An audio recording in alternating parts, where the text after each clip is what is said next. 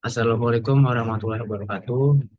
Nama saya Muhammad Revi Nusyawal dengan NIM 150362105.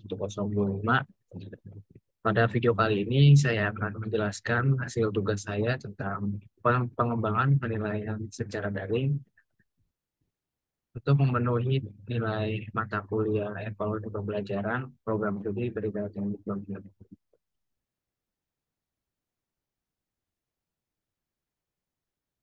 Sebelum masuk ke pembahasan, saya akan sedikit menjelaskan tentang pendidikan di Indonesia.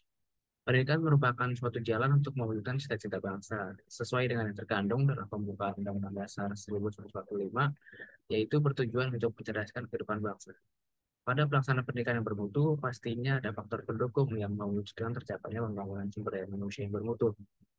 Indonesia saat ini termasuk dalam kategori pendidikan yang sangat rendah. Hal ini berdasarkan pada survei yang dilakukan oleh The Political and Economic Risk Consultants pada tahun 2019, yang mana pada hasil survei ini Indonesia berada di peringkat 12 dari 15 negara yang diujikan.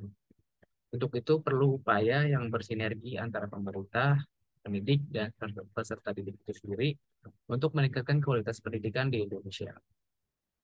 Permasalahan peningkatan kualitas pendidikan pada dasarnya terletak pada pengelola pendidikan untuk melakukan inovasi atau pembaharuan. Inovasi ini dapat berubah ke arah yang lebih baik atau mungkin dapat berubah ke arah yang sebaliknya. Jadi untuk meningkatkan kualitas pendidikan, para pengelola harus memiliki semangat untuk melakukan perubahan-perubahan secara terus-menerus dan berkelanjutan sesuai dengan tuntutan masyarakat dan perkembangan ilmu pengetahuan serta teknologi yang sedang berkembang.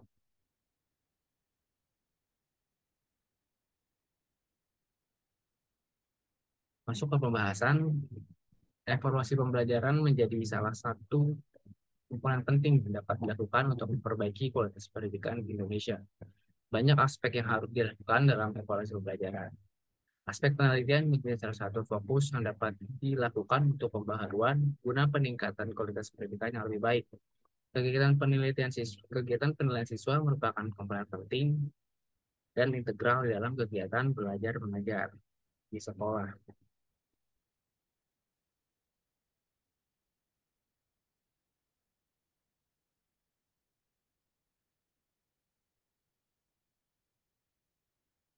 Untuk memperoleh informasi tentang pencapaian hasil belajar peserta didik sesuai dengan tujuan yang telah ditetapkan, maka dibutuhkan penilaian hasil belajar. Penilaian merupakan proses yang dilakukan secara terstruktur yang meliputi pengumpulan, telaah, serta interpretasi yang bertujuan untuk mengetahui tujuan pembelajaran yang telah dicapai oleh peserta didik. Dalam melakukan penilaian harus memenuhi beberapa prinsip. Yang pertama itu penilaian harus bermakna. Yang kedua, penilaian harus transparan atau adanya keterbukaan. Dan yang ketiga ini yang lebih penting, penilaian itu harus bersikap adil. Yang mana apabila suatu siswa dalam mengerjakan tugas itu kurang baik, maka harus naik dengan yang sedikit kurang baik juga. Apabila pas tadi itu mengerjakan tugas dengan sungguh-sungguh, dengan baik, maka penilaian juga bisa dilakukan secara baik sesuai dengan hasil belajar tadi. Penilaian ini juga memerlukan sebuah instrumen, yang mana instrumen ini setidaknya harus meliputi beberapa aspek, diantaranya validitas, reliabilitas, dan efektivitas butir pertanyaan.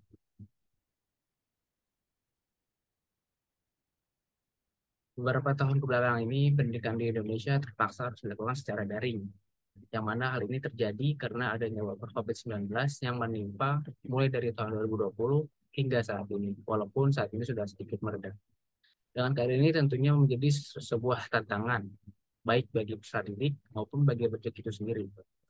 Nah, di sini saya tampilkan ada dua aplikasi yang dapat digunakan dalam menunjang proses penilaian peserta didik secara daring. Yang pertama ada Google Form. Google Form ini merupakan sebuah layanan dari Google yang memudahkan pengguna untuk membuat survei, polling, form, dan lain secara online. Yang mana Google Form ini juga dapat dilakukan dalam melakukan penilaian peserta didik. Lalu yang kedua ada Quizzes. Quizzes ini merupakan media online yang berisi tentang quiz interaktif yang dapat dimanfaatkan untuk proses pembelajaran khususnya dalam aspek penilaian.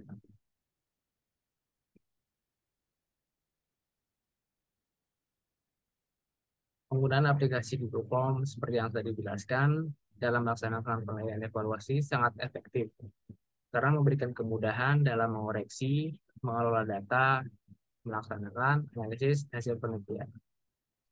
Selain itu, Quizzes juga menjadi salah satu solusi melakukan penilaian secara daring. Quizzes dikenal dengan cara penyajiannya yang menarik, seperti sebuah game, dan dapat membuat rileks pada para siswa pada saat mengerjakan tugas karena terdapat musik dan instrumental yang mengiringi. Pengaplikasian Quizzes juga sangat memudahkan pendidik karena pendidik hanya perlu mengunduh hasil kerja siswa tanpa harus dikoreksi satu persatu. Kemudian, siswa juga bisa melihat hasil kerjanya sendiri tanpa harus menunggu guru mengoreksinya.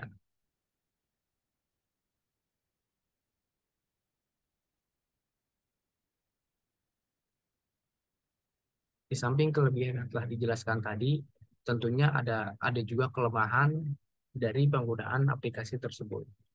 Penggunaan dua aplikasi tersebut juga memiliki kelemahan, yaitu diharuskannya peserta didik untuk terhubung dengan koneksi internet. Selain itu, penggunaan aplikasi ini juga dapat memungkinkan peserta didik untuk saling mencontek atau bertukar jawaban.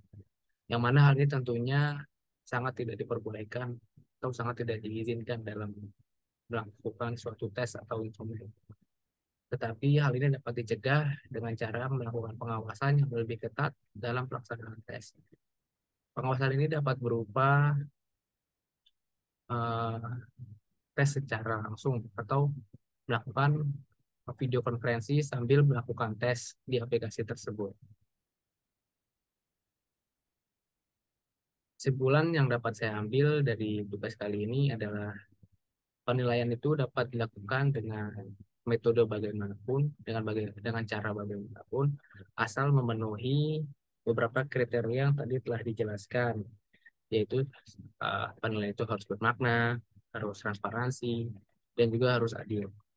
Selain itu, dalam membuat suatu instrumen penilaian, kita juga harus memikirkan beberapa aspek, yang mana aspek tersebut adalah aspek validitas, aspek reliabilitas, dan juga aspek efektivitas butir pertanyaan.